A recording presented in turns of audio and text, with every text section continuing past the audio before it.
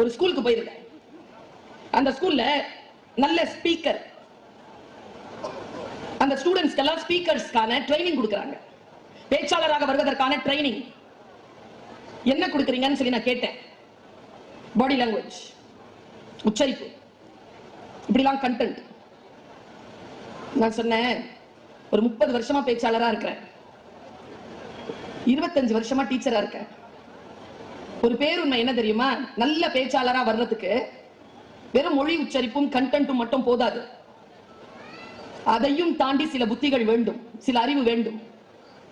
அந்த அறிவிலே மிக முக்கியமானது உடல் ஆரோக்கியம் பற்றிய அறிவு, மிக முக்கியமானது மனநலம் பற்றிய அறிவு, அதை விட முக்கியமானது மொழியின் மீதும் நாட்டின் மீதும் இருக்கும் பற்று, அதை விட முக்கியமானது இந்த நாட்டின் நம் இனத்தின் வரலாறை தெரிந்து வைத்திருத்தல்.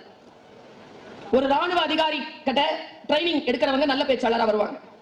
மேனர்ஸ் தெரிஞ்சுக்கிட்டோம்னா நல்ல பேச்சாளரா வரலாம். சைக்காலஜி தெரிஞ்சுக்கிட்டா நல்ல பேச்சாளரா வரலாம். பாடி லாங்குவேஜ் தெரிஞ்சுக்கிட்டீங்கன்னா நல்ல பேச்சாளரா வரலாம். ரீடிங் ஹேபிட் இருந்தா நல்ல பேச்சாளரா வரலாம். ஐ கான்டாக்ட் சரியா இருந்தா நல்ல பேச்சாளரா வரலாம். இது எல்லாம் ஒரு பேச்சாளரா வரதுக்கு இவ்வளவு ட்ரைனிங் இருக்கணும்.